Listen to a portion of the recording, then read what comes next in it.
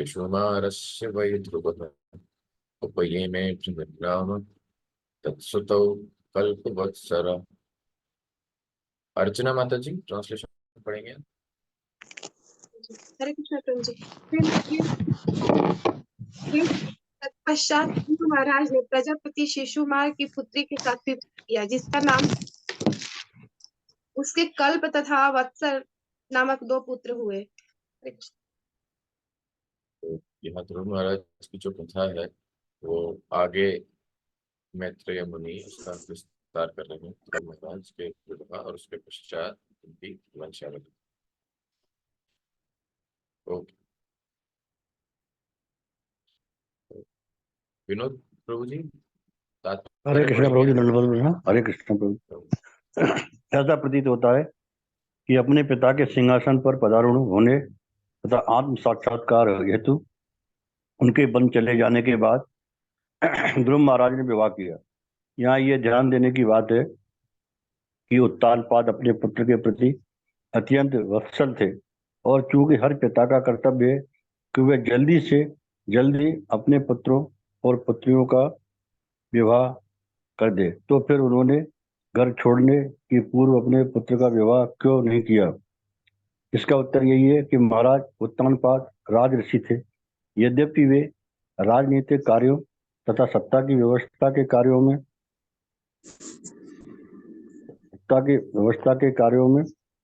आप थोड़ा स्क्रॉल करो, कार्यों में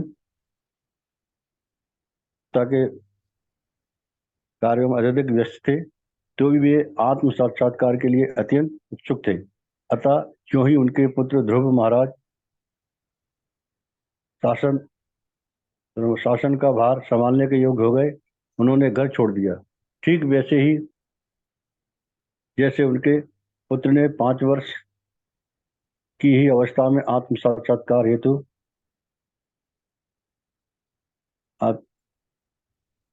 हेतु बिना किसी भय के गृह त्याग कर दिया। ऐसे उदाहरण बिरले ही हैं जहाँ अन्य समस्त कार्यों के ऊपर आत्मबोध पर अधिक बल दिया गया हो। महाराज उत्तानपाद यह भली बात जानते थे कि अपने पुत्र ध्रुव महाराज का ब्याह करना उतना महत्वपूर्ण न था कि बन जाकर आत्म साक्षात्कार प्राप्त करने पर वे इसे प्राथमिकता देते। हरे कृष्ण प्रभु। वास्तव में बहुत महत्वपूर्ण और शिक्षाप्रद तात्पर्य है। हालांकि इसमें विवाह करने की उस पर बात हो रही है, तो मैं इस पर तात्पर्य देने का मुझे अधिकार नहीं है कोई। लेकिन यहाँ पर श्रील प्रभुपाद की बहुत महत्वपूर्ण शिक्षा यहाँ पर बताई जा रही है, यह कि महाराज उत्तानपाद ने अपने स्वयं के पुत्र ध्रुव के विवाह को भी ज्यादा प्राथमिकता नहीं दी। लेकिन अभी अगर हम कहानी में दोबारा जाएं तो ध्रुव महाराज को महाराज उत्तानपाद ने पहले तो उनका तिरस्कार किया था, उनकी माँ का उतना वो आदर नहीं करते थे।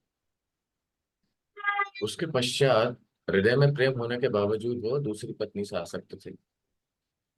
और देखिए उसके बाद जब ध्रुव महाराज ने वन में जाकर इतना कुछ प्राप्त किया, भगवान के साक्षात दर्शन किए, उसके पश्चात भी उत्तानपाद घर पर उनके विवाह के लिए नहीं रुका।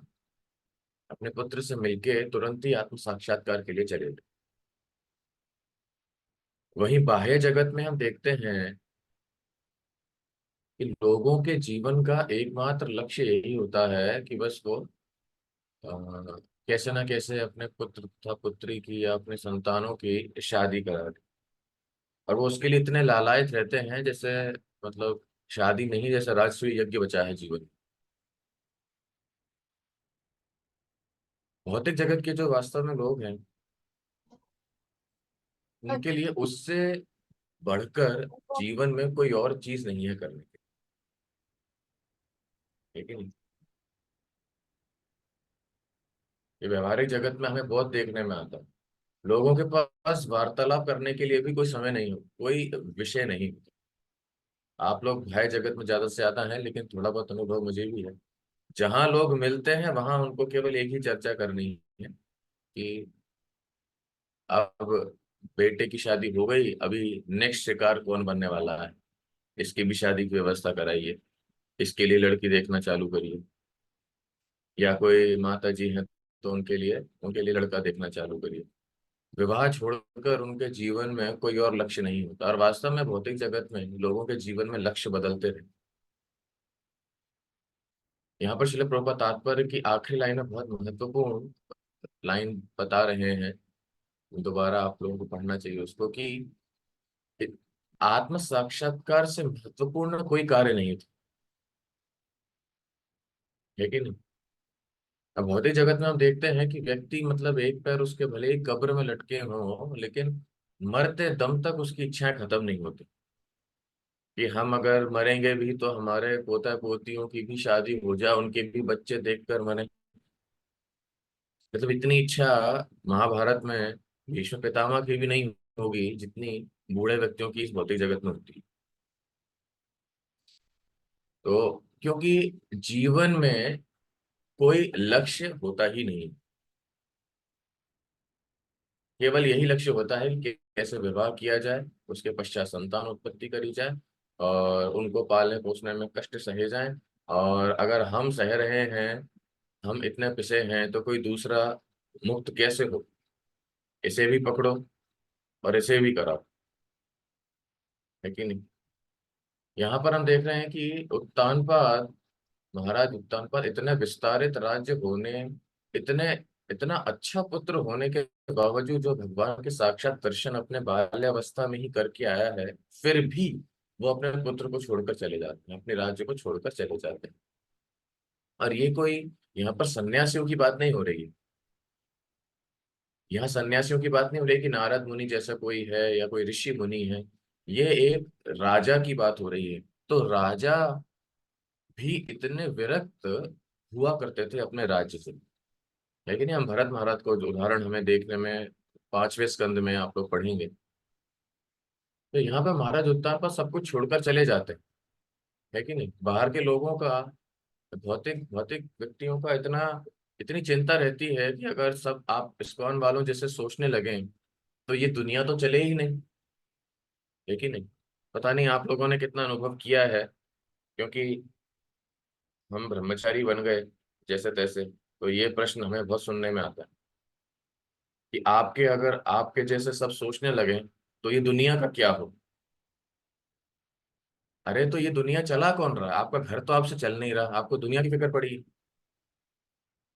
इतने बड़े बड़े राजा महाराजा जंगल चले जाते हैं राज्य छोड़ के, तब दुनिया को कुछ नहीं होता, और आपको दुनिया की चिंता पड़ रही। ये तो वैसा ही है कि जेल की चिंता करना, कह रहे अब सारे अपराधी बाहर चले जाएंगे तो जेल में कौन रहेगा बताइए, कोई तो जेल में रहना ही चाहिए ना। भौतिक व्यक्तियों की इन गृह कार्यों में बड़ी आसक्ति रहती है ना। तो ये केवल, और देखिए ये सन्यासी ब्रह्मचारियों की बात ना होके ये एक गृहस्थ परिवार की बात हो रही है, जो कि राजर्षि है कि नहीं। पॉलिटिक्स, राजनीतिक कार्यों करने के बावजूद वो उनमें इतनी विरक्ति अपने पुत्र को और अपने परिवार को लेकर थी। तो चाहे हम गृहस्थ जीवन में रहें या ब्रह्मचारी जीवन में रहें, हमारा हमारी प्राथमिकता हमेशा आत्म साक्षात्कार होनी चाहिए, है ना। क्योंकि सब जगह ही हमें भक्ति करने के लिए संघर्ष करना, हमारा जीवन भी उन्हीं कार्यों में लिप्त नहीं होना चाहिए जो कार्य हम छोड़कर आए हैं भौतिक जगत। हमारी प्राथमिकता आत्म साक्षात्कार ही है। ये सबसे ज्यादा हमें समझ में आना चाहिए। अन्यथा हम भक्ति करने के बावजूद भी हम गृह कार्यों में ही लगे रहते हैं, कि ये कब होगा, वो कब होगा, ये सब तो बाद में हो जाएगा, केवल हमारी आखिरी इच्छा यही बची है बस। तो ये हमारी जो इच्छा है, हमारी जो आशाएं, हमें केवल भगवत भक्ति की ओर बनानी है। ये हमें महाराज उत्तान पद के उदाहरण से सीखने के लिए मिलता है। हाँ, हमें अब हमारे संतानों की का विवाह कराना चाहिए, ये एक गृहस्थ जीवन का धर्म है, कर्तव्य है, लेकिन हमारे जीवन के लक्ष्य ये नहीं होने चाहिए, है कि नहीं, कि लेक्चर में बैठे हैं और यही गप्पे मार रहे हैं बस। इसलिए महाराज उत्तानपाद का ये उदाहरण हमारे लिए बहुत ही ज्यादा शिक्षाप्रद। श्लोक क्रमांक 2। इलायामपि भार्यायां वायुः पुत्र्यां महाबलः पुत्रमुत्काला नामाना योषिदंद्र अजीजनत। जी, परमेश्वरी माता जी, आप ट्रांसलेशन पढ़ेंगे। अत्यंत शक्तिशाली ध्रुव महाराज के एक दूसरी पत्नी थी जिसका नाम इला था, और जो वायुदेव की पुत्री थी। उससे उन्हें एक परम सुंदरी कन्या तथा उत्कल नाम का एक पुत्र उत्पन्न हुआ। हरे कृष्णा। यहाँ ध्रुव महाराज की वंशावली का वर्णन किया जा रहा है।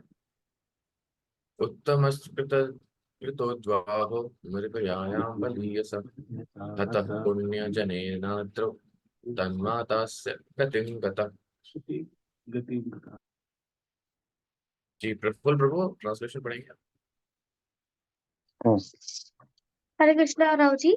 ध्रुव महाराज का छोटा भाई उत्तम, जो अभी तक अनब्याह था, एक बार आखेट करने गया और हिमालय पर्वत में एक शक्तिशाली यक्ष द्वारा मारा डाला गया। उसकी माता सुरुचि ने भी अपने पुत्र के पथ का अनुसरण किया, अर्थात मर गई। हरे कृष्णा। हरे कृष्ण, धन्यवाद पिताजी। तो यहाँ पर ध्रुव महाराज के भाई उत्तम का वर्णन है। तो बिना विवाह के जो भगवान ब्याह थे, आखेट कर्म जब हो गए तो यक्ष द्वारा उनको मार दिया गया। और सुरुचि भी ने भी उनके पुत्र का अनुसरण किया, क्योंकि वो भी उनको ढूंढते ढूंढते उनके वियोग में सुरुचि की मृत्यु हुई। आगे यहाँ पर वर्णन आएगा कि किस प्रकार अपराध के कारण उन्हें यह सहना पड़ा। श्लोक क्रमांक 4। ध्रुवो भ्रातृवधं श्रुत्वा कोपामर्शशुचार्पितः चैत्रं स्यन्दनमास्थाय गतः पुण्यजनालयम्। जी अभी कौन पढ़ेगा ट्रांसलेशन?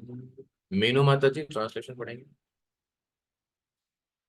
जब ध्रुव महाराज ने यक्षों द्वारा हिमालय पर्वत में अपने भाई उत्तम के वध का समाचार सुना तो वे शोक तथा क्रोध से अभिभूत हो गए।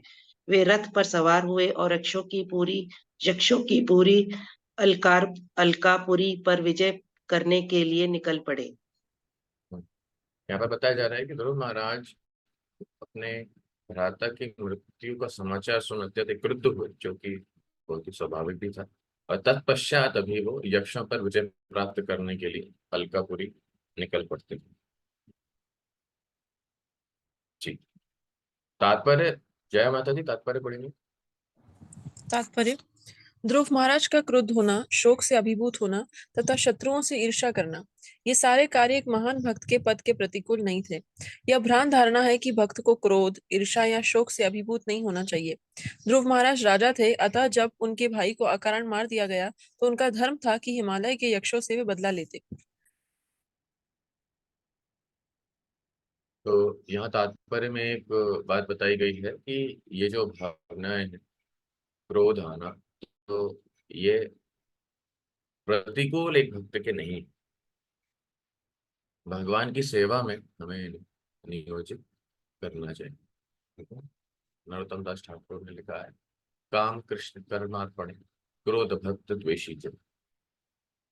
तो जो काम वासना है वो भगवान की सेवा करने में अर्पण करनी चाहिए, और जो क्रोध है वो भगवत भक्तों से जो द्वेषी जन है उसमें क्रोध की नियुक्ति करनी चाहिए। तो यहाँ ध्रुव महाराज, क्योंकि उनके परिवार में उनके भाई की हत्या यक्षों ने की, इसीलिए ध्रुव महाराज का क्रोधित होना अत्यधिक स्वाभाविक था। ऐसा नहीं है कि जो भगवत भक्ति में लीन है वो क्रोधित नहीं होते, लेकिन वे अनायास ही अकारण क्रोधित नहीं होते, और उनका क्रोध भी कभी विध्वंस नहीं लाता। यहाँ पर ध्रुव महाराज जब आगे युद्ध करेंगे तब वहां पर पढ़ेंगे कि कैसे स्वयंभू मनु भी उनको उपदेश करते हैं कि अभी क्रोध शांत करें। और हमारे पास उदाहरण शिल प्रभुपाद अपने तात्पर्य में अर्जुन एवं हनुमान का देते हैं। इस प्रकार इन्होंने क्रोध से भगवान की सेवा की, और क्योंकि बिना क्रोध से युद्ध नहीं किया जा सकता, लेकिन हमें शुरुआत में, प्रारंभ में क्रोध पर नियंत्रण करना चाहिए, क्योंकि हमें ये नहीं पता होता कि कहाँ क्रोध करना चाहिए, कहाँ नहीं करना चाहिए। हमारा क्रोध अज्ञानवश होता है। और फिर जब कोई व्यक्ति परिपक्व हो जाता है तो वही समझता है कहाँ यह क्रोध भगवान की सेवा में लगाने की आवश्यकता है। हम अभी उस स्तर पर नहीं है, इसलिए हमें सामान्यतः क्रोधित कभी नहीं होना चाहिए। लेकिन सेवाओं में कभी कभी हमें करना पड़ता है, तो इसका भी हमें विशेष ध्यान रखना चाहिए कि हमारा क्रोध अज्ञानवश ना हो, केवल सामने वाले की या भक्तों की भलाई के लिए हो, सेवा के लिए। श्लोक क्रमांक 5। गत्वोदीचिं दशम राजा रुद्रा अनुचर सेविता तदर्शु हिमवत् द्रोण्यां पुरीं गुह्यक संकुलाम्। ओके जी, यामिनी माता जी ट्रांसलेशन पढ़िए। हरे कृष्णा प्रभु जी। ध्रुव महाराज हिमालय प्रखंड की उत्तरी दिशा की ओर गए। उन्होंने एक घाटी में एक नगरी देखी जो शिव के अनुचर भूत प्रेतों से भरी पड़ी थी। ओके, तात्पर्य पढ़ेंगे। कौन पढ़ेगा? अनिकेत प्रभु। जी प्रभु जी, तात्पर्य। इस श्लोक में बताया गया है कि यक्ष बहुत शिव के भक्त हैं। इस तरह यक्षों को तिब्बती जन जाति की तरह हिमालय की आदिम जाति माना जा सकता है। हरे कृष्ण। यहाँ पर यक्षों को हिमालय की जनजाति कहा जाता है। श्लोक क्रमांक 6। दधौ शंखं बृहत् बाहु खं दशश्चानुपादय केनोद्विग्नदशः शतं शत तरुपदेव्योऽन्तसंदृशम्। कौन पढ़ेगा ट्रांसलेशन? ओके, अनीता माता जी ट्रांसलेशन पढ़ेंगे। हरे कृष्णा।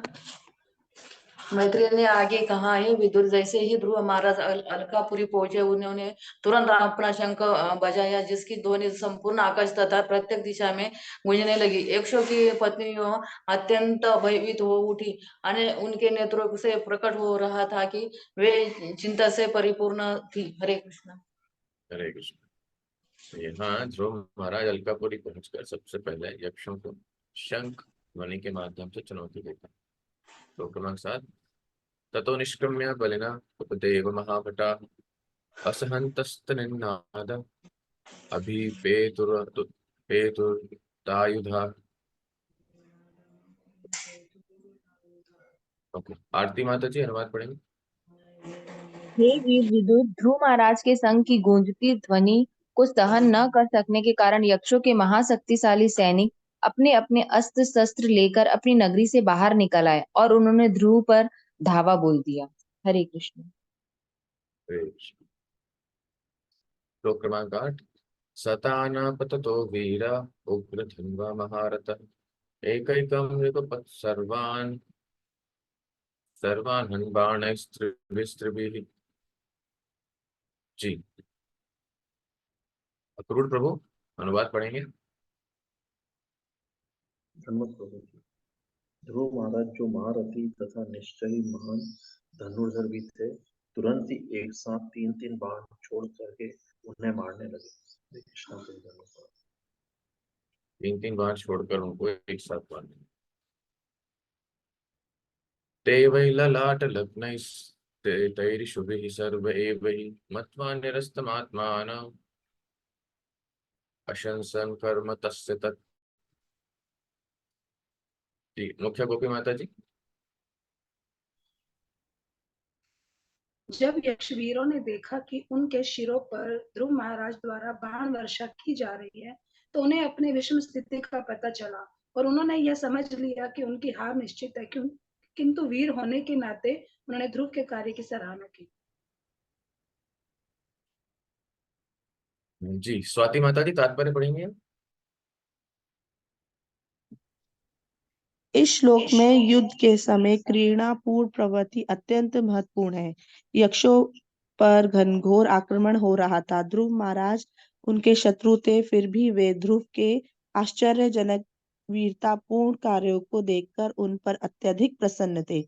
शत्रु के शौर्य की निसंकोच प्रशंसा वास्तविक क्षत्रिय प्रवृत्ति का लक्षण है।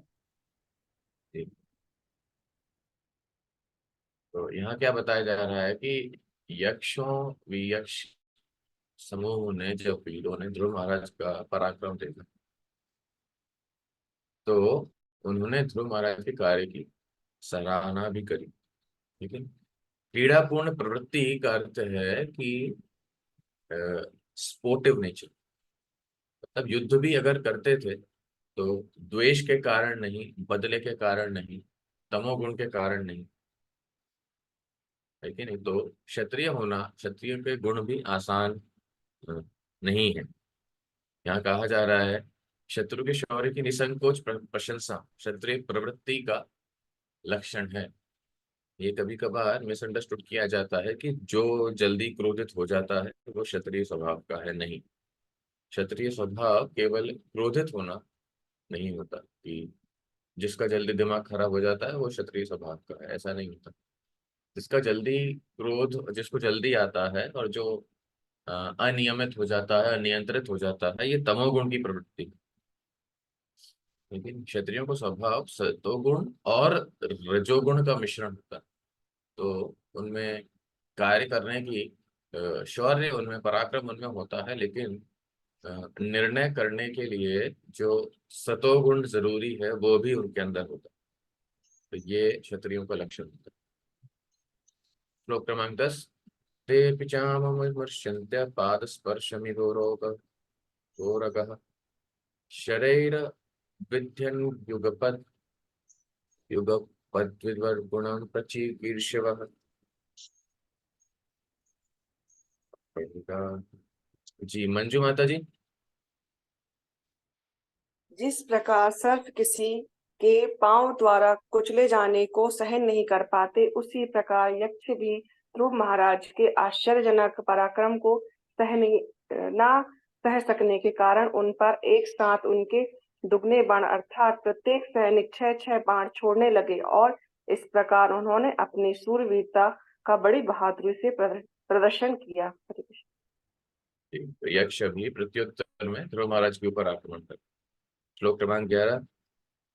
ततः परेघ निस्त्रिंशैः प्रासशूल परश्वतैः शक्तिष्टिभिर्भुषुण्डि अभिषित्रवाजै शरीरपि। जी जय प्रभु, अनुवाद पढ़ेंगे। हरे कृष्णा। यक्ष सैनिकों की संख्या 1,30,000 थी। वे सभी अत्यंत क्रोध थे और ध्रुव महाराज के आश्चर्यजनक कार्यों को विफल करने की इच्छा लिए थे।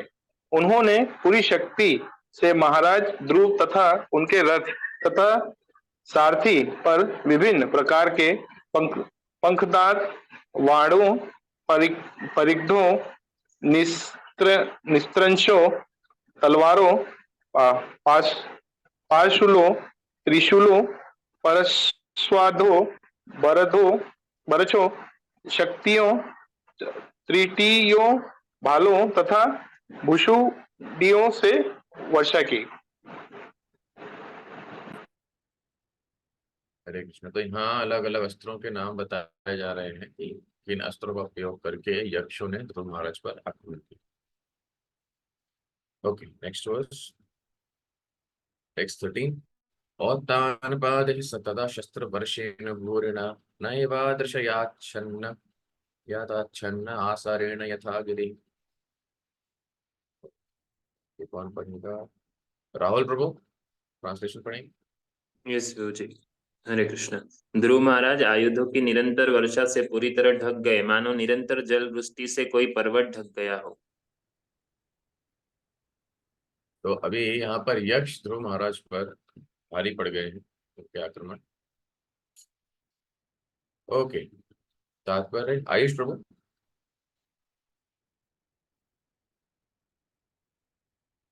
हरे कृष्ण प्रभु, धन्यवाद प्रणाम। तात्पर्य श्री विश्वनाथ चक्रवर्ती ठाकुर ने इंगित किया है कि यद्यपि ध्रुव महाराज शत्रुओं के निरंतर बाण वर्षा से ढक गए थे, किंतु उसका तात्पर्य यह नहीं था कि वे युद्ध हार चुके थे। यहाँ पर निरंतर वर्षा से आच्छादित पर्वत का उदाहरण उपयुक्त है, क्योंकि निरंतर वर्षा से पर्वत के ढक जाने पर उसकी सारी गंदगी धुल जाती है। इसी प्रकार शत्रुओं की निरंतर बाण वर्षा से ध्रुव महाराज में उन्हें पराजित करने की नवीन शक्ति आ गई। दूसरे शब्दों में उनमें जो भी अपूर्णता थी वह सारी की सारी धुल गई। हरे कृष्ण।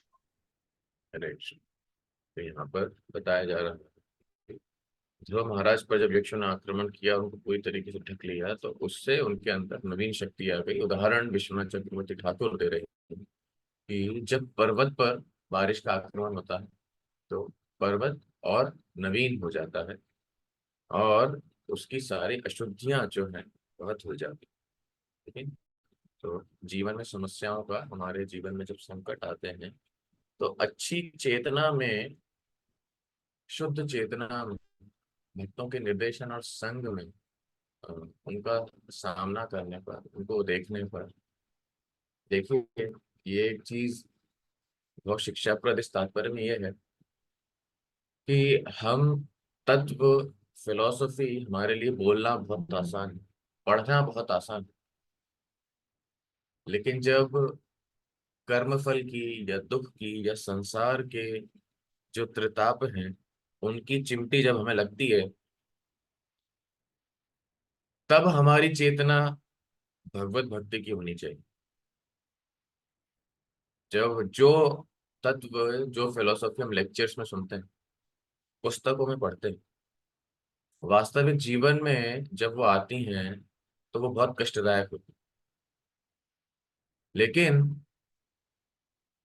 हम भक्ति इसलिए कर रहे हैं कि जब सबसे विकट समस्या हमारे जीवन में आए, जो कि मृत्यु है, तब हम वैसी चेतना रख सकें जैसी हम सामान्य जीवन में रखते हैं।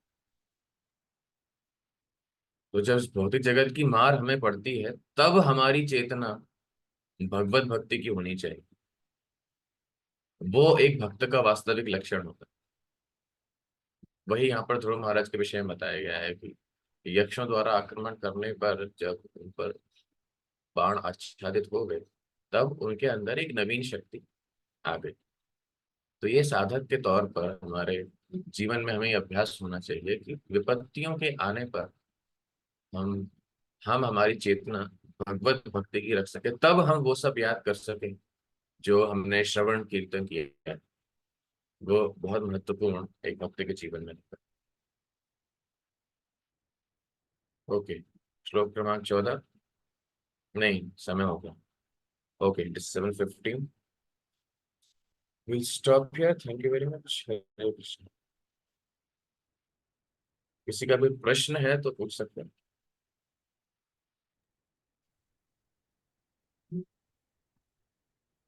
अन्यथा हरे हम यहाँ कृष्ण। पर विराम देंगे। हरे कृष्णा जी। प्रफुल्ल प्रभु। ब्रो, मेरा कुछ जो मेरा क्वेश्चन चैप्टर से नहीं है, एक अभी परसों मेरे दिमाग में आया था। जैसे हम लोग महामंत्र करते हैं, हरे कृष्ण कृष्ण कृष्ण हरे हरे, हरे राम राम राम हरे। तो हरे जो है वो तो राधा रानी का नाम है, तो राधा रानी के साथ में हरे कृष्ण बोलते हैं। फिर जब दूसरी लाइन है उसमें हम लोग हरे राम जो बोलते हैं, तो इसमें बोला जाता है कि ये बलराम है, ऐसा बोला जाता है। तो बलराम के साथ में राधा कॉम्बिनेशन कैसा, मतलब ये, मतलब इसको लेकर थोड़ा समझना था मुझे महामंत्र के। जैसे हरे तो राधा है, तो राम के साथ में बलराम। तो राधा रानी बलराम के साथ कैसे चली गई? हाँ, मतलब ये थोड़ा मेरे को लगा जैसे। नहीं, वैसा नहीं है। हरे भगवान की अंतरंग शक्ति का स्वरूप है। ऐसा नहीं है तो केवल राधा रानी ही इसमें आएंगी। राधा रानी अंतरंग शक्ति का स्रोत है। इसमें राधा रानी, सीता, लक्ष्मी, रुक्मिणी, सब कोई, भगवान की जितनी भी अंतरंग शक्ति है, महिषियां हैं, सब इस शब्द हरे के अंतर्गत आती है ना। और जब हरे कृष्ण, तो यहाँ क्योंकि जब भगवान ने कृष्ण भगवान यहाँ पर धरती पर थे तब उन्होंने राधा रानी उनकी नित्य जो है कंसोर्ट है, अंतरंग शक्ति का स्वरूप है, इसलिए उनमें समझाया जाता है कि ये हरे राधा रानी का स्वरूप है। लेकिन वहीं जब हरे राम का हम जब उच्चारण करते हैं तो केवल बलराम का वो नहीं है। हरे राम का अर्थ वो भगवान श्री रामचंद्र भी हैं, वो श्री श्री राधा रमण भी है। राम का अर्थ होता है रमण करने वाला या रमण देने वाला, आनंद प्रदान करने वाला। तो वो केवल बलराम नहीं, वो भगवान श्री रामचंद्र भी हैं, तो श्री श्री राधा रमण भी हैं, है ना। तो और वो जो हरे है वो उनकी, उनके स्वरूप में जो अंतरंग शक्ति है उनको इंगित करता है। और विशेष रूप से हमारा कार्य ये सोचना समझना नहीं है कि अभी अब अगर आप हरे कृष्ण महामंत्र में लीला स्मरण तो हमें होता नहीं है कि हरे के नाम से हमें राधा रानी याद आए, फिर अगले हरे के नाम पे हमें सीता माता याद आएंगी। वो हमारा कंसर्न नहीं है। हमारी चिंता रहनी चाहिए कि हम एक एक शब्द का जो उच्चारण कर रहे हैं वो हमें अच्छे से सुनाई दे। तो जब के समय हमें केवल ये ध्यान रखना है, लेकिन ये नहीं कि कौन सी वाली एनर्जी कौन से किसके पास है। तो वो हाँ, और ये प्रश्न का उत्तर ये है कि वो केवल राधा रानी नहीं है, वो संपूर्ण अंतरंग शक्ति जो भगवान की है उसको इंगित करती है। ओके, किसी और का कोई प्रश्न? हरे कृष्ण प्रभु जी, दंडवत प्रणाम। जी विनोद प्रभु।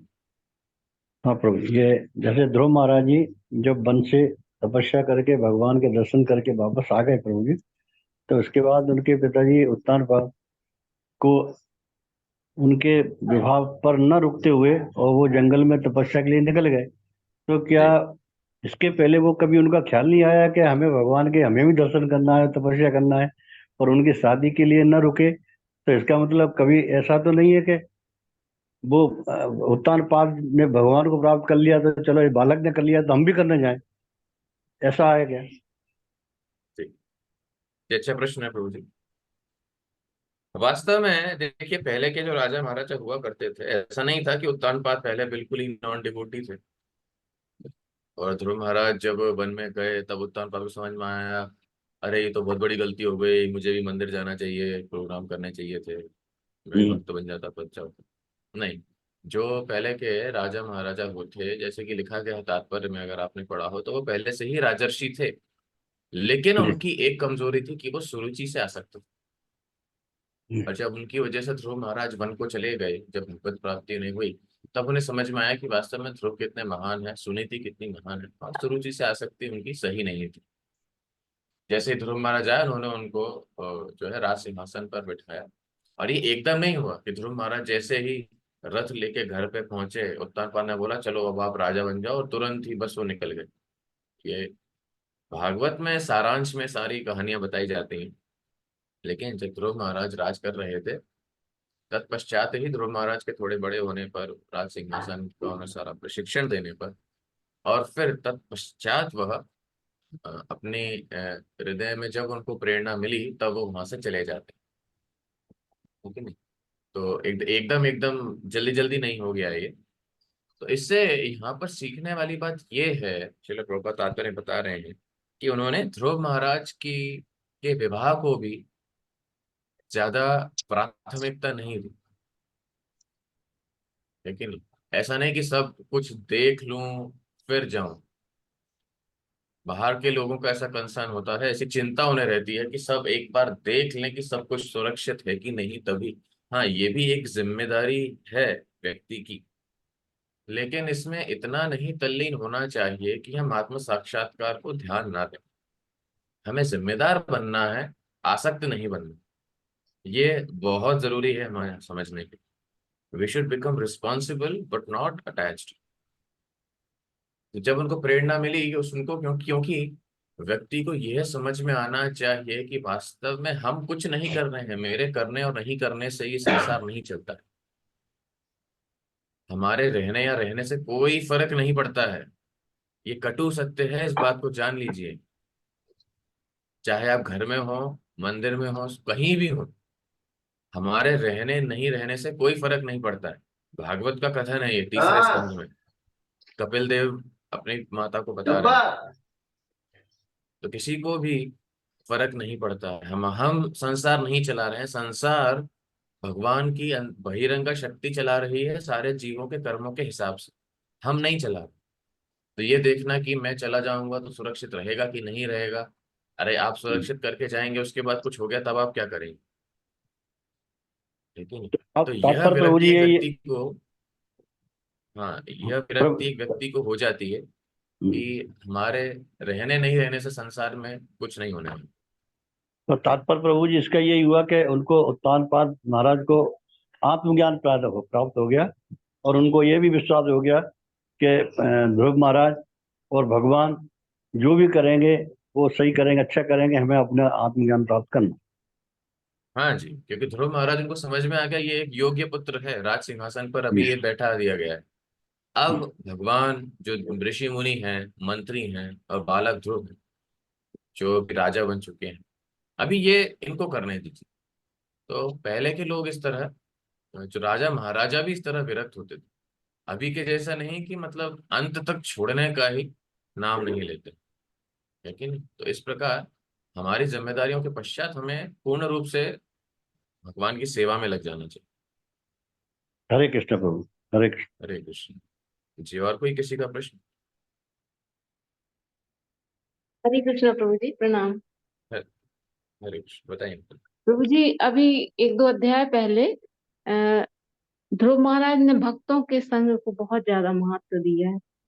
तो प्रभु जी, हमारा इसमें यही प्रश्न था कि जैसे हम लोग रोज की दिनचर्या स्टार्ट करते हैं तो सुबह सुबह से तो मन बहुत ही अच्छा सत्वगुण में भी रहता है, हम लोग सब संग में रहते हैं, जाप करते हैं, सब ठीक है। फिर जहां से जैसे सूर्य चढ़ने लगता है, सूर्य भगवान आगे बढ़ने लगते हैं, तो सब लोग अपने अपने कार्य क्षेत्र में जाते हैं। किसी का कोई कार्य, जैसे कोई टीचर है तो किसी का कोई कार्य, किसी का कोई कार्य, तो इस प्रकार से जाते जाते बहुत ज्यादा रजोगुण टाइप का बढ़ने लगता है प्रभु जी।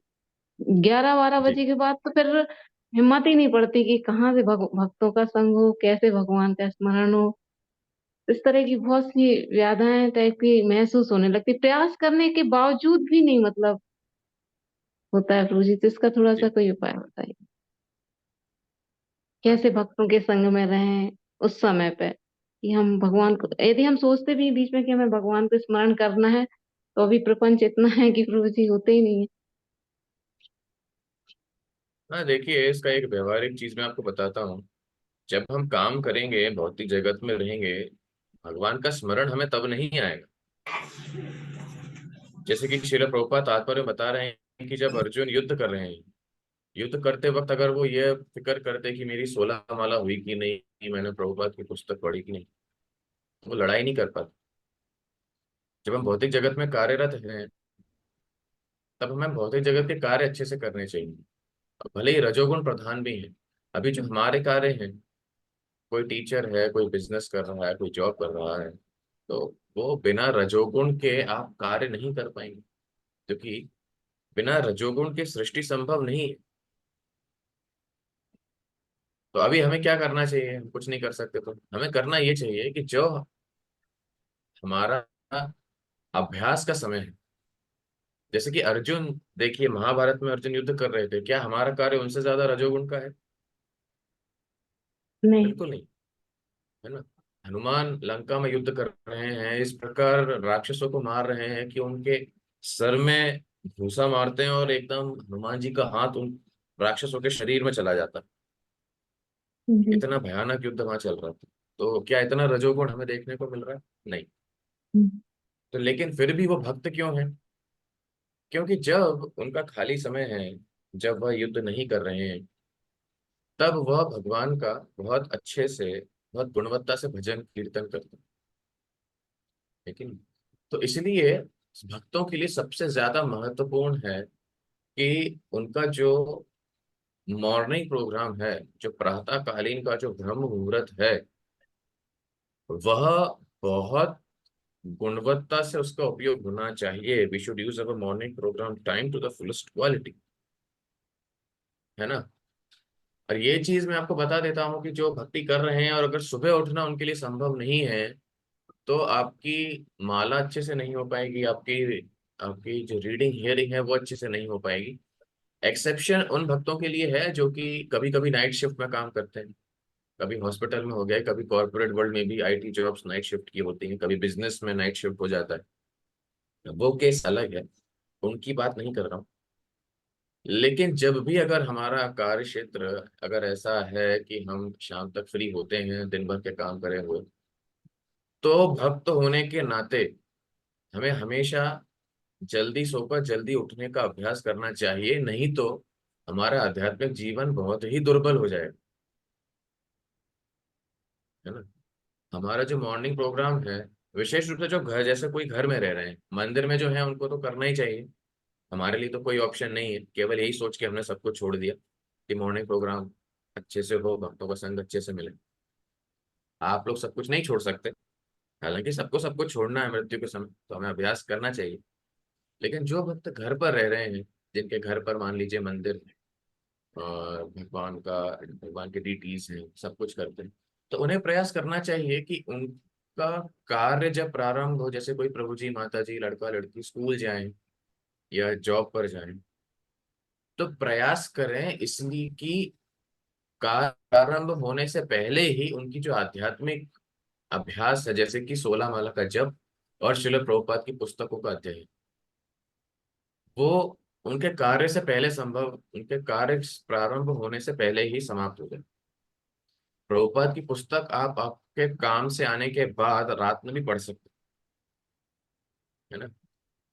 लेकिन अगर आपके घर में जैसे डीटीज हैं, इसलिए गृहस्थों को श्रील प्रभुपाद कहा करते थे कि मुख्य सेवा उनकी अर्च विग्रह की सेवा है। अगर वो 16 माला का जप कर लेते हैं तो सुबह आपकी 16 माला का जप नहीं हो पा रहा है और आप डीटी ड्रेसिंग या घर में डीटीज हैं आपके, आप उनके अभिषेक भोग इत्यादि में लगे हैं, फिर आप अपने काम पर निकल जाते हैं, बस में माला करते हैं, गाड़ी चलाते चलाते माला करते हैं, तो माला की हरिनाम की गुणवत्ता खत्म हो जाती है। लेकिन कई भक्तों को, यहाँ तो उज्जैन में ज्यादा बिजी शेड्यूल नहीं रहता है, मुंबई दिल्ली में तो लोकल में, मेट्रो में गाड़ी चलाते चलाते भक्तों को माला करनी पड़ती है कि नहीं। और फिर माला बच जाती है, फिर कार्य के बाद जब काम से लौट के आते हैं तब वो बहुत परेशान होते हैं। तो व्यवहारिक रूप से मैं आप सब भक्तों को ये चीज बताऊंगा कि आपका काम प्रारंभ होने से पहले आपकी माला खत्म कर, 8 बजे आपको अगर निकलना है तो थोड़ा जल्दी उठकर आप अपनी जो हरिनाम का आपका जप है 16 माला, वो आप कर लीजिए। इसलिए वो ज्यादा जरूरी है बजाय कि डीटी वर्शिप। तो आप अर्च विग्रह की सेवा कर रहे हैं और आपकी माला समय पर नहीं हो रही है, तो उससे परेशानी आएगी, है कि नहीं।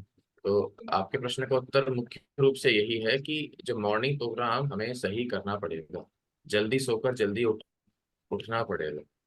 अगर आप ये जी सोचेंगे कि हम नहीं आईपीएल का पूरा मैच देखकर ही सोएंगे, तो फिर आप सुबह जल्दी नहीं उठ पाएंगे, तो वो आपकी हरिनाम के जप में आपको बाधा बनेगी। तो ये हमें करना बहुत जरूरी है। मॉर्निंग प्रोग्राम हमारा अच्छा होना चाहिए, भले ही हम मंदिर से दूर रहे, तो आप घर में ही 5 बजे उठ जाइए, नहा धोकर अपनी माला खत्म कर लीजिए, बस हो गया।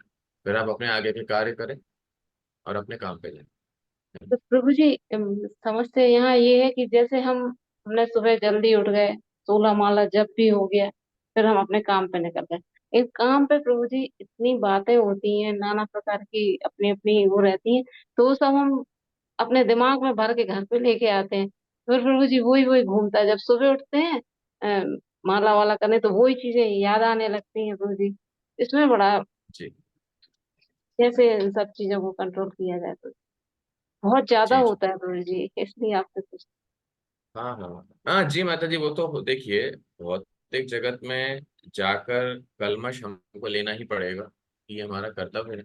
लेकिन जैसा कि आप बता रही हैं, बहुत सारे लोग बातें करते हैं, तो ज्यादा हमें उन बातों में, ग्राम्य कथाओं में संलग्न नहीं होना चाहिए।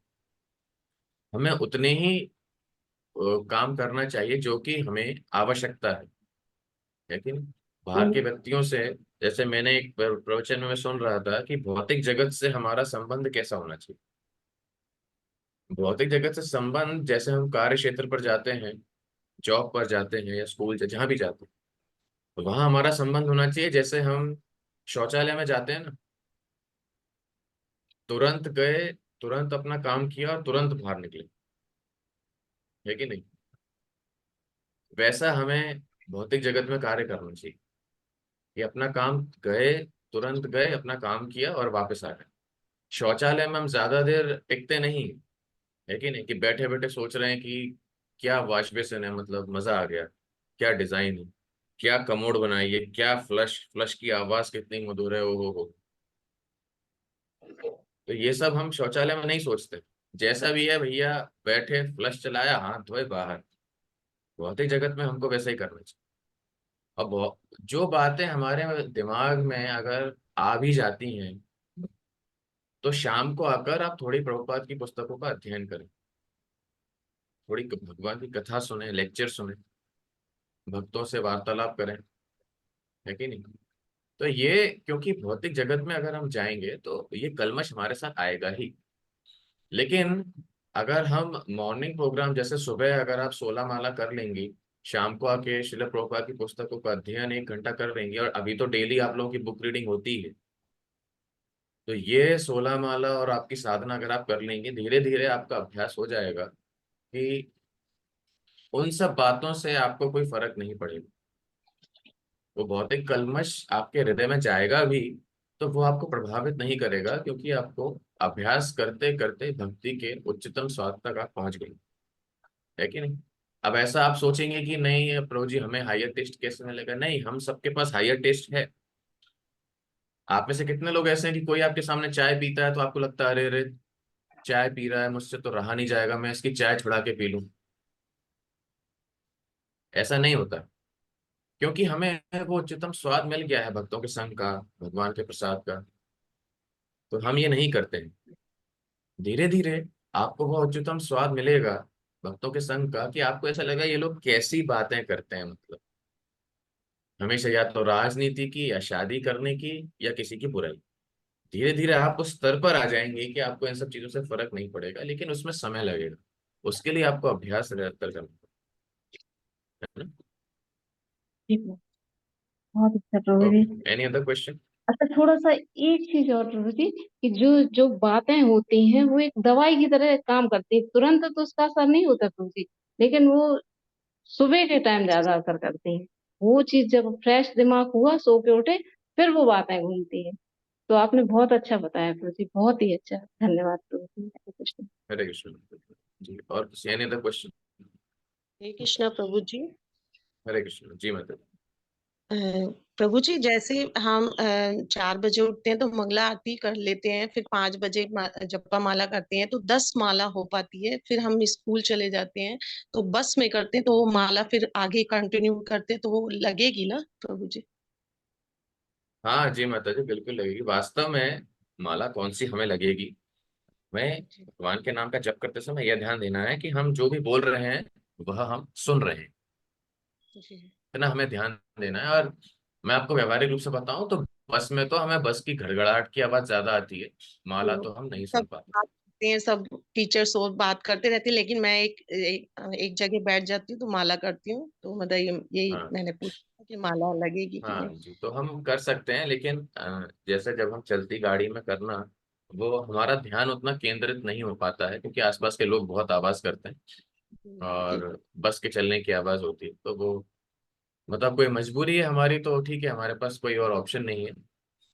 लेकिन इसमें हम बहुत कुछ कर सकते हैं। आप थोड़ा और जल्दी सोकर थोड़ा और जल्दी उठ सकते हैं, कि आपको और आधा घंटा मिल जाए आपकी बची हुई माला करने के लिए। चार दूसरा, बजे शिला प्रभुपाद एक चीज बताते हैं कि जब वो गृहस्थ थे तब कैसे माला करते थे।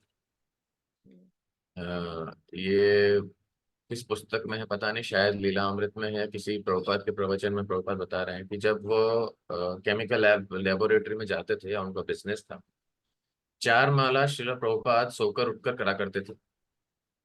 4 माला ब्रेकफास्ट के पहले, और फिर ब्रेकफास्ट लेते थे। 4 माला लंच के पहले, फिर मध्याह्न भोजन लेते थे। 4 माला डिनर के पहले। अब बाकी हाँ, दिन पर जब से भी उनको समय मिले तो वो अपनी माला किया करते थे, लेकिन ऐसे वो माला मैनेज करते थे, क्योंकि उनका बिजनेस था, बिजनेस में पूरा समय देना पड़ता है। ऐसा नहीं है वर्किंग आवर्स रहते हैं 8 या 10 घंटे, पूरा समय देना पड़ता था। तो शिला प्रभुपाद एक जगह बताते हैं कि वो इस प्रकार किया करते थे, है कि नहीं।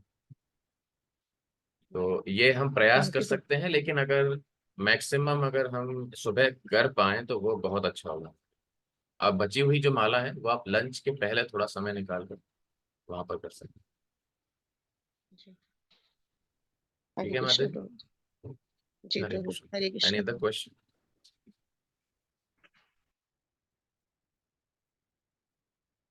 ओके, ठीक है, कोई प्रश्न नहीं है तो हम पर समाप्त कर दें। हरे कृष्णा प्रभु जी। हरे कृष्ण। प्रभु जी कौन कुछ बोल लोग रहा है? कुछ लोग हैंड रेज हाँ, किए बसंत हुए हैं। प्रभु। हाँ जी, कुछ बताइए। कुछ लोग हैंड रेज किए हुए हैं प्रभु जी। अच्छा, तो इनका प्रश्न है क्या? शोभा माता जी, श्याम गोविंद प्रभु। प्रभु जी मेरा नहीं है। अच्छा जी माता जी, ओके, ठीक है, तो हम यहाँ पर समाप्त कृष्णा करते हैं। प्रभु जी, बहुत दंडवत बहुत प्रणाम। धन्यवाद। हरे कृष्ण जी। आरती माता जी बताइए। दंडवत प्रणाम प्रभु जी। प्रभु जी बहुत ही धन्यवाद। सुंदर से आपकी बहुत अच्छे से समझ में आया। प्रभु जी, एक रियलाइजेशन हुआ, जैसे अभी आप बता रहे थे कि मॉर्निंग प्रोग्राम अच्छा हो, या भक्ति में वो चाय वगैरह पे एग्जाम्पल दे रहे थे कि वो नहीं आता है, तो एक रियलाइजेशन ऐसा, जैसे पहले हमारे अतीत में कुछ ऐसा खराब हुआ होता है तो हम सबके सामने अपना दुखड़ा रोते हैं, और अभी तो इतनी अच्छी भक्ति भी नहीं है, लेकिन फिर ऐसा लगता है कि अभी ये सब चीजें फालतू की हैं, ये सब चीजें डिस्कस करने का कोई मतलब नहीं है। तो अभी जब आप वो बता रहे थे तो थोड़ा सा रियलाइजेशन हुआ कि अभी तो हमने प्रयास भी चालू किया और ऐसे ऐसे चीजें हो रही हैं, तो शायद कहीं अच्छा हो रहा है अपना। हाँ जी, ऐसा नहीं है, क्योंकि कभी कभी भक्त हतोत्साहित हो जाते हैं जब लेक्चर में सुनते हैं कि हमें हायर टेस्ट डेवलप करना चाहिए, हमें प्रगति करना चाहिए, तो हम ज्यादा हम्बल होके ये सोचते हैं कि यार मेरी तो प्रगति हो ही नहीं रही। हाँ, हमारी उतनी नहीं हो रही जितनी होनी चाहिए, शुद्ध भक्ति के स्तर पर नहीं हो रही है, लेकिन थोड़ी तो हो ही रही है। माला हरे हम कृष्णा भगवान के नाम प्रभु का जी। जप कर रहे हैं, भक्तों के संग में है, तो मतलब हमारी प्रगति तो हो ही रही है, लेकिन हमें और प्रगति करनी है, ये हमें ध्यान रखना हरे जी कृष्णा प्रभु है। जी, दंडवत ओके, एक प्रणाम। छोटा सा प्रश्न है। दंडवत प्रणाम प्रभु जी। जी प्रभु। प्रभु जी मैं वो पढ़ने के लिए हाथ खड़ा किया था, वो प्रभु जी ने बोला था कि पढ़ने के लिए हाथ खड़ा करना चाहिए, तो ओह इसलिए हाथ अच्छा खड़ा अच्छा है। अच्छा, हरे कृष्णा दंडवत प्रणाम ठीक है प्रभु। प्रभु, दंडवत हरे कृष्ण। प्रभु जी, मेरा एक प्रश्न है। जैसे जी हम लोग जब प्रसाद की महिमा है तो ठीक है, वो मंत्र याद करिए, प्रसाद के गान भोग गाने के करते भी है, पर इतना अच्छा उच्च भाव भी नहीं रहता है, बस वो एक यांत्रिक रूप से चलता रहता है कि प्रसाद कुक किया, बनाया, या अक्षर सुन रहे, भागवतम क्या सुन रहे, कुकिंग किया, रख दिया। लेकिन ऐसा रहता है कि जो हमारे जितने लोग भी कांटेक्ट में आते हैं सबको वो प्रसाद मिले, और ज्यादा से ज्यादा, जैसे अभी हमारा कुछ इस तरह से प्रोफेशनल चल रहा है कि हम उससे व्यवस्था करें कि लोगों को भरपेट प्रसाद कराएं। तो प्रयास ये है कि जो भी प्रसाद कुक करे उसको पहले भगवान जगन्नाथ जी का रखा हुआ है छवि, तो उनको भोग लगा करके लोगों को प्रसाद पवाए। तो प्रभु जी, क्या हम उस स्थिति में है कि हमने जो भोग लगाया और दूसरों को जो हम प्रसाद पवाएंगे, तो क्या वो उतना ही अ, उसका रिजल्ट आएगा जो हम मंदिर का प्रसाद पवाते हैं, या एक उन्नत भक्त, शुद्ध भक्त जैसे भोग लगाता है, तो वो मतलब सही है करना, या एक प्रयास हम्म। रहता है कि हम करें लोगों के भक्त, और जी या फिर हम उसे ऐसा भी, पहले पहले तो ऐसा सोचती थी कि भाई मैं जिसको भी प्रसाद खिलाऊं ना, वो मेरे काम में मेरा हेल्पफुल सपोर्ट आए, फिर बाद में अपने आप थोड़ी बुद्धि सुधी कि चलो मेरा मेरा पर्सनल सपोर्ट नहीं हो, कि मेरा कृष्ण भक्ति भी करे या भगवान की भक्ति होनी चाहिए। क्या क्या सोचना चाहिए, कैसे करना चाहिए, क्या प्रोसेस होना चाहिए, वो प्रश्न का। जी, अच्छा प्रश्न है माता जी। वास्तव में आपके इसमें दो प्रश्न है कि हमारी मानसिकता क्या होनी चाहिए, और क्या जो मंदिर में महाप्रसाद हो या जो शुद्ध भक्त बनाते हैं, हाँ वास्तव में प्रसाद चेतना का स्थानांतरण उसमें होता है, it is shifting of consciousness. इसलिए हर किसी के हाथ का बना प्रसाद हम नहीं खाते, या खाना हम नहीं खाते, है ना। लेकिन अगर हम भक्ति कर रहे हैं वास्तव में, हाँ हमारा प्रसाद उतना शक्तिशाली नहीं होगा जितना कि भगवान खुद स्वयं राधा मदन मोहन उज्जैन में अगर महाप्रसाद की थाली जो है वो भोग ग्रहण कर रहे हैं, और वो जो प्रसाद है, हाँ उसमें शक्ति काफी रहती है, क्योंकि स्वयं स्वयं अर्च्य विग्रह है, मूल अर्च्य विग्रह है, वो जब भगवान वो भोग ग्रहण करेंगे तो उसमें हाँ शक्ति रहेगी। शुद्ध भक्त कभी कुछ बनाएंगे, जैसे इस्कॉन आंदोलन का प्रारंभ ही कैसे हुआ, श्रील प्रभुपाद संडे फीस्ट बनाया करते थे, आप लोग संडे फीस्ट में आते हैं और जरा सोच कर देखिए, अगर श्रील प्रभुपाद के हाथ का प्रसाद अगर हमको ग्रहण करने मिलता तो क्या ही होता हमें,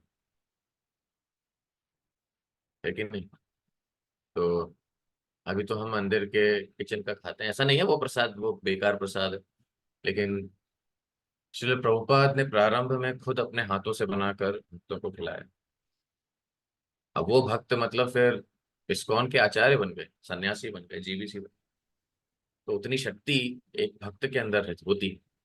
क्योंकि मानसिकता क्या, भाई आपका दूसरा जो प्रश्न है कि मानसिकता क्या होनी चाहिए, मानसिकता एक भक्त की यह होती है कि वो ये जो भोग अर्पण कर रहा है भगवान से प्रार्थना के रूप में कि भगवान आप इसको शक्ति प्रदत्त करें, और जो भी भक्त इस भोग को प्रसाद के रूप में ग्रहण करें उनके हृदय में आपकी भक्ति बढ़े, आप परमात्मा के रूप में उनको प्रेरणा दें कि वो आपके और अच्छे भक्त बन सके। ये मानसिकता होती है, और यही मानसिकता, यही चेतना, जब हम भोग भगवान को अर्पण करते हैं तो भगवान उसमें शक्ति संचारित करते हैं। यही चेतना भक्तों के हृदय में, जो कि प्रसाद ग्रहण कर रहे हैं उनके हृदय में भी यह चेतना जाती है।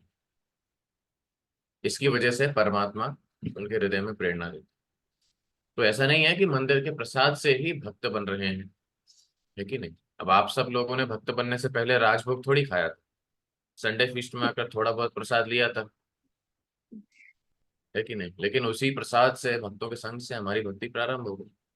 तो भगवान का प्रसाद जो है, ये जैसे भी हम लगाएं, कोई भी भक्त बनाए, ऐसा नहीं है कि शुद्ध भक्ति बनाना चाहिए, लेकिन भगवान उसमें शक्ति संचारित करते है ना, तो उससे इफेक्ट होता ही। अरे ये तो भगवान की फोटो को, जब हम भगवान के चित्र को जो हम भोग अर्पण करते हैं, वो प्रसाद ग्रहण करके भक्त बन जाते हैं। तो ये भगवान की शक्ति है कि नहीं? तो इसलिए ये जरूरी है कि हम कैसे भी हों, जिस भी स्थिति में हो, हमें भक्ति बढ़ाने का प्रयास करना चाहिए। लेकिन हम जैसे भी भगवान को भोग अर्पण करते हैं तो भगवान उसमें शक्ति संचारित करते हैं। तो उससे जो भी वो व्यक्ति को ग्रहण करेगा वो निश्चित रूप से उसको आध्यात्मिक लाभ। और हमें मानसिकता ये रखनी चाहिए कि उससे उस भक्त के जीवन में भक्ति की प्रगति हो, भगवान की भक्ति प्रारंभ करे, भगवान की शरण ग्रहण करे, लेकिन तो अपने आप ही ये सब हो जाएगा। ठीक है माता जी? हाँ प्रभु जी, जैसे अगर सपोज जैसे ज्यादा क्वांटिटी में है और अगर हम जैसे सपोर्ट कहते हैं वो नॉन डेवोटी हैं, तो कई बार उन तो क्या करने, वो नॉन डेवोटी हम नहीं बना पा रहे हैं तो कीर्तन चला दें कि अभी वो भक्ति में नहीं है, तो फिर वो भगवान को भोग लगा सकते हैं क्या? जो आप बना रही हैं वो, हाँ सपोज हम नहीं बना पा रहे हैं, ज्यादा क्वांटिटी में हमने किसी का सपोर्ट किया, कोई दूसरा कुक कर रहा है, हाँ, तो वो दूसरा भगवान को कोई भोग कुक कर लगाएगा? रहा है तो अगर बिना प्याज और लहसुन का है तो हाँ, आप उसमें तुलसी रख सकते हैं, भगवान को अर्पण भी कर सकते हैं, बस वो नियम विरुद्ध नहीं होना चाहिए। दूसरा भी नियम कोई विरुद्ध? बना रहा है तो आप उसको, उसका भोग अवश्य लगाएं। जी, ये तो कीर्तन कम से चालू कम कर हमारा दें। नियम होना चाहिए। ये हमारा नियम हमेशा होना चाहिए कि जो भी अ, हम ग्रहण करें वो भगवान को अर्पित करके ही करें, भले ही हम ना बना रहे हैं, दूसरा बना रहा हो। लेकिन जी, थैंक यू प्रभु हरे जी, कृष्ण। प्रणाम। ठीक है, तो हम यहाँ पर विराम देते हैं। बहुत बहुत धन्यवाद, आप लोग का बहुत समय ले लिया मैंने। हरे कृष्ण। ग्रंथराज श्रीमद् भागवतम की जय, जगत गुरु श्री प्रभुपाद की जय, हृदय गौर